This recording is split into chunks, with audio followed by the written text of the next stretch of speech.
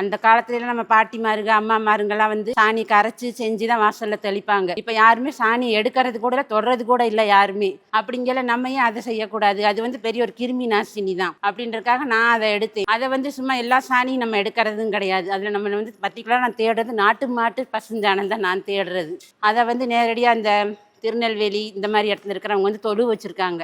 அவங்கக்கிட்ட நான் நேரடியாகவே போய் வாங்கிட்டு வந்து காய வச்சு அதை நல்லா பவுட்ரு பண்ணி சலித்து அது கூட மஞ்சள் கலந்து அது ஒரு சாணி பவுடராக விற்கிறேன். மஞ்சள் தூள் கலக்காமல் வெறும் சாணி பவுடராக அதை வச்சு பண்ணுறது. அது வந்து பஞ்சகவ்ய விளக்கு செய்கிறதுக்கு வாங்குறவங்க அதை வாங்கிக்கிறலாம். அதுக்கப்புறம் நானே அதில் பஞ்சகவ்ய சாம்பிராணியும் பண்ணுறேன். அப்புறம் இந்த சாணி பவுடருன்றது வந்து அதை வந்து இது வெறும் சாணி பவுடர் மட்டும் எப்படி தெளிக்கிறது, இதில் கொஞ்சம் நல்லா வாசனையாக ஏதாவது போடலாமே அப்படின்னு சொல்லி நானாக யோசித்து பண்ணதுலாம் வாசல் தெளிக்கும் தெய்வீக மனம் கம்மலும் நேர்மறை ஆற்றல் தரும் ரோயிஷா வாசல் தெளிக்கும் சாணி பவுடர் அப்படின்னு நான் பண்ணது. ரோயிஷான்றது என்னோட பிராண்ட் நேம். இது வந்து